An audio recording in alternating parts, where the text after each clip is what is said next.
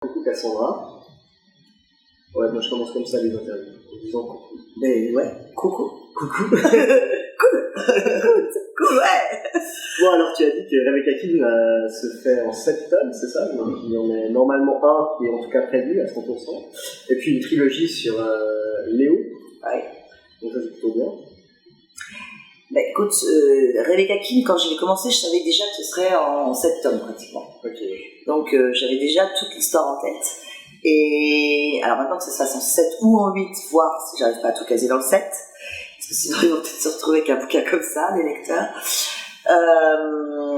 Disons que j'essaye en tout cas de mettre tout ce que j'avais prévu dès le départ. Je suis quelqu'un qui calcule plutôt, disons que je fais attention à suivre vraiment l'histoire que j'avais prévue dès le départ et le fil rouge, parce que c'est très important, parce que je l'ai installé au fur et à mesure, donc il y a beaucoup de choses que que les lecteurs vont découvrir encore. Il y a beaucoup de questions auxquelles je n'ai pas encore répondu, mais qui nécessitent effectivement certaines explications. Donc je pense que là, pour le coup, dans les 2 derniers tomes, ou le dernier tome, tout du moins les lecteurs vont avoir de grosses surprises. Ok, cool. J'aime bien parce que je suis un petit lecteur. Parfait. Récent, depuis décembre, mais j'ai déjà tout lu. Tu as déjà tout lu tous les tomes? Ça t'a plu? Ah ouais, j'ai tout lu. Ouais. Ah. Et puis j'ai commencé du coup mes aventures de Julie. Les aventures improbables de Julie Dumont. Ouais. Dans un autre genre, mais avec une héroïne complètement déjantée aussi. Et du coup, tu vas faire parce que là, tu fais beaucoup pour des livres pour enfants, t'as Rebecca King, qui prend pas mal de temps, je pense. Ouais. Est-ce que tu vas refaire un délire comme Julie Dumont, c'était juste... Ah non, Julie Dumont, il y aura d'autres tomes. Ouais, il y aura d'autres tomes. Non, cette héroïne, elle me fait tellement rire.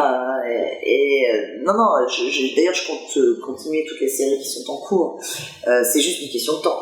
Disons que sortir plus de 4 livres par an, ça commence à faire beaucoup. Ah oui. Donc il faut que je fasse attention. Vous vous doutez bien que les maisons d'édition, elles ont aussi des plannings, elles ont des programmes, donc on peut pas faire ce qu'on veut non plus. Nous, même si on a terminé par exemple nos livres, ça veut pas forcément dire qu'ils vont sortir tout de suite à l'instant T.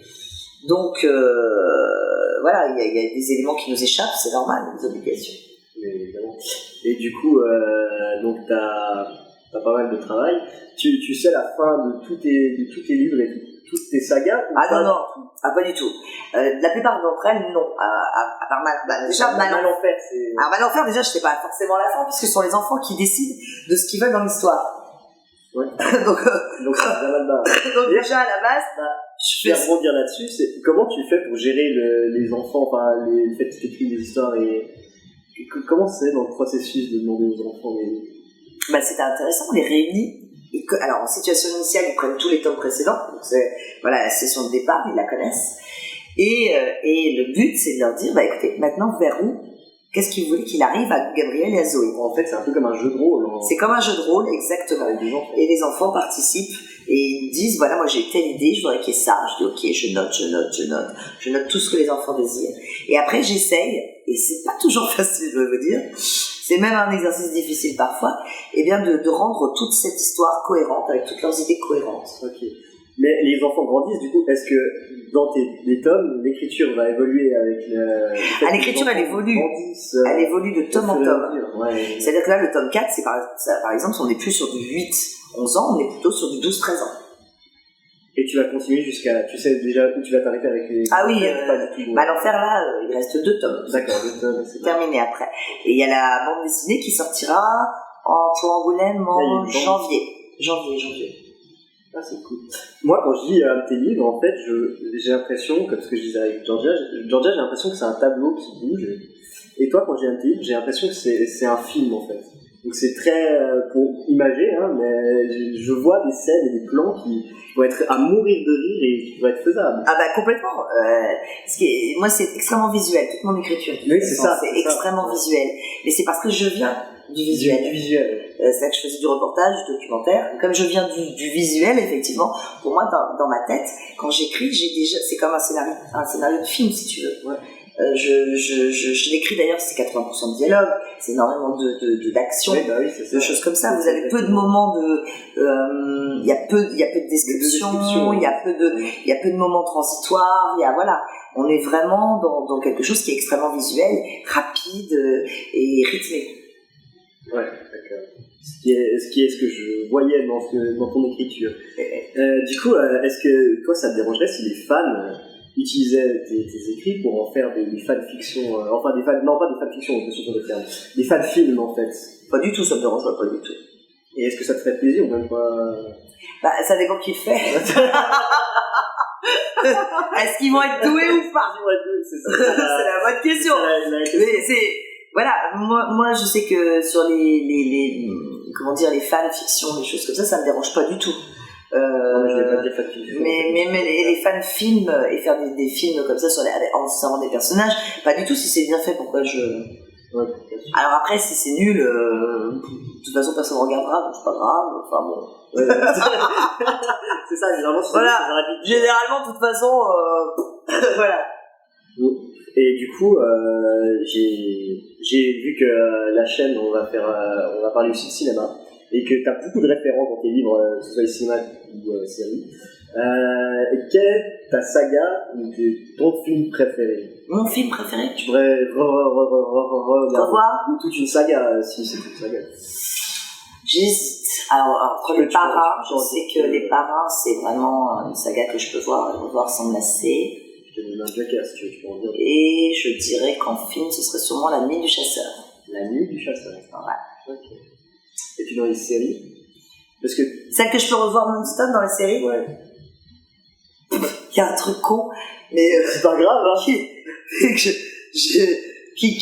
pas si on peut dire que ça me lasse pas, mais une série que j'aimais bien, c'était Madame est servie. Ok. Je te promets, ça faisait trop. Je sais pas pourquoi. Je crois que c'est plus lié à des souvenirs. Okay. Allez, je sais pas. Oui, mais te dire qu'effectivement, j'ai envie de la revoir tout le temps, non plus, non. Friends, par exemple, tu revois, Big Bang Theory, non, attends, un de mes trucs préférés, mais c'est pas pour le coup, c'est pas une série, c'est Daria, j'adore. Okay. Ça me rappelle toute mon adolescence, j'étais exactement comme ça, comme quand j'étais ado, ma meilleure amie aussi d'ailleurs. Et voilà, et Daria, c'est mon truc. C'est cool. D'accord. Et puis du coup, tes références musicales. Ouais, on parle plus de cinéma ni de livres. Je t'embête avec des questions. Non, les références médicales, musicales. Faut que je suis fatiguée, moi. Je prends mon avion, mais à l'envie de faire. Alors, musicale, je te dirais que moi, je suis très chanson française, mais Barbara Brassens, Brel, enfin qui est pas français, mais enfin c'est pareil, etc. Donc je suis plutôt dans cet univers-là.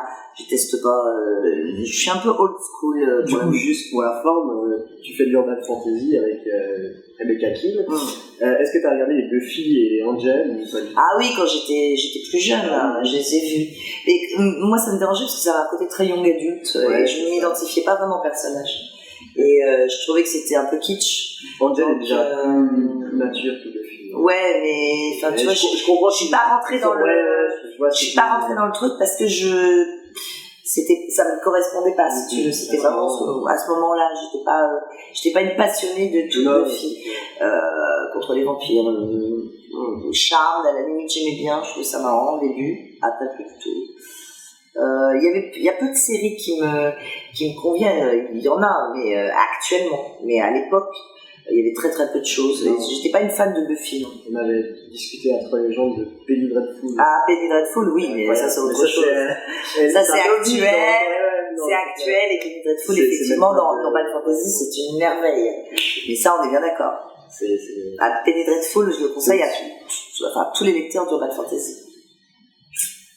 Et du coup, mais là, j'ai plus de questions parce que c'est sur mon téléphone et puis je pense que tu as pas le temps. Quelle heure il est? Je ne sais pas, je vais regarder.